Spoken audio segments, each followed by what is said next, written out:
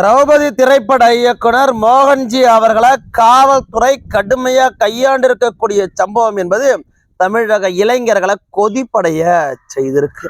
சமூக வலைதளங்கள் முழுக்க சாமானியர்கள் மோகன்ஜிக்கு ஆதரவாக பதிவிட்டு வரக்கூடியதை பார்க்கவும் முடியுது.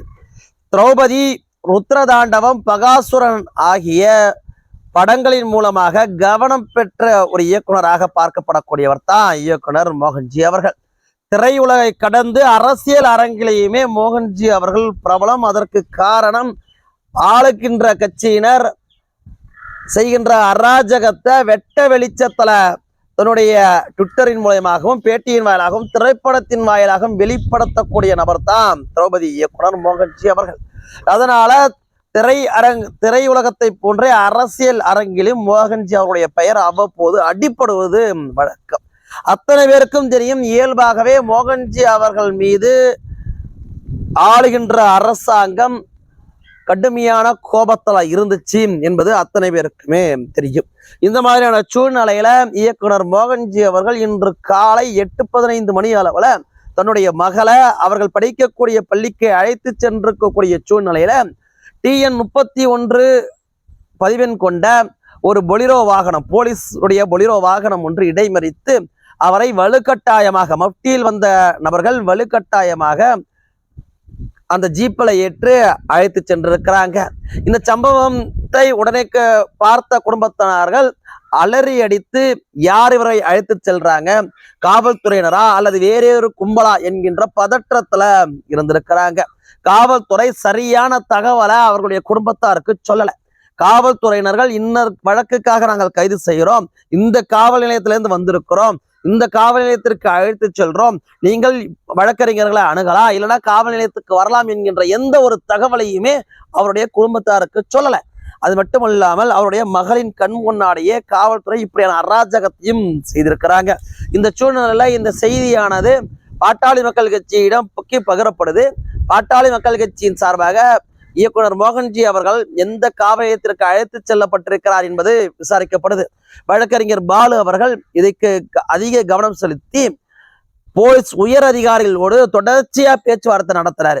இயக்குனர் மோகன்ஜியை எதற்காக கைது பண்ணீங்க, எந்த வழக்கின் அடிப்படையில கைது பண்ணீங்க, அவர் எங்க இருக்கிறார் என்கின்ற கேள்வி கடைகளை தொடர்ச்சியா காவல்துறையை நோக்கி கேட்டுக்கிட்டே இருந்திருக்கிறாரு. ஆனால் காவல்துறை மௌனத்தை மட்டுமே பதிலாக கொடுத்திருக்கு.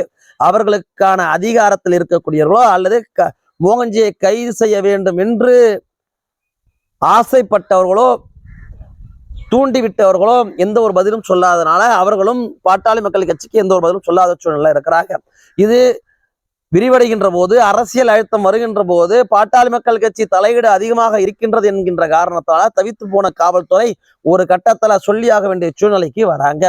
அப்புறம்தான் காவல்துறை பாட்டாளி மக்கள் கட்சியின் அழுத்தம் தாங்க முடியாம நாங்கள் இயக்குனர் மோகன்ஜி அவர்களை இந்த வழக்கின் அடிப்படையில கைது பண்ணியிருக்கிறோம் என்று பழனி பஞ்சாமிர்தத்தை குறித்து இயக்குனர் மோகன்ஜி கருத்து சொன்னதாகவும், இந்த கருத்து அறநிலையத்துறைக்கு எதிர்ப்பான கருத்து என்றும், அறநிலையத்துறை வழக்கு கொடுத்ததன் அடிப்படையில திருச்சி சரக காவல்துறையினர்கள் அவர் மோகன்ஜி அவர்களை கைது செய்திருக்கிறார்கள் என்று தகவல்கள் சொல்லப்பட்டிருக்கு. இதை வழக்கறிஞர் பாலு அவர்கள் தன்னுடைய முகநூல் பதிப்பின் மூலமாக பாட்டாளிகளுக்கும் மற்றும் தமிழக ஊடகங்களுக்கும் தெரியப்படுத்தியும் இருந்திருந்தார்.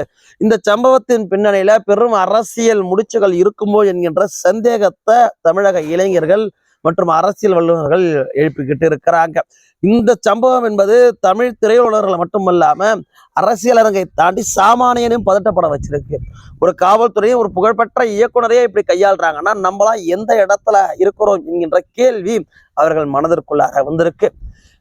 காவல்துறையினுடைய இந்த நடவடிக்கை மிகவும் கண்டனத்திற்குரிய ஒரு நடவடிக்கை.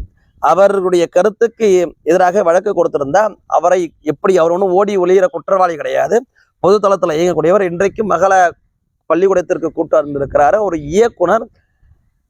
அது மட்டும் இல்லாம தமிழக மக்களுக்காக குரல் கொடுக்கக்கூடியவர், ஜல்லிக்கட்டு போராட்டத்தை முன்னின்று நடத்தியவர், தமிழர் உணர்வுகளை தூண்டக்கூடியவர். இப்படி இருக்கக்கூடிய ஒரு நபரை நீங்கள் இப்படி அத்துமீறி இப்படி அடாவடித்தனமாக காவல்துறை கையாளலாம் என்கின்ற கேள்வி எழுது. இந்த வழக்கு தான் உங்க மேல வழக்கு பதியப்பட்டிருக்கு அறநிலையத்துறை சார்பாக, நீங்க காவல் நிலையத்திற்கு வரணும்னு சொன்னாலே அவர் வரப்போறாரு. இந்த வழக்கை நீங்க நீதிமன்றத்துல சந்திக்கணும்னு சொன்னாலே அவர் சந்திக்க போறாரு.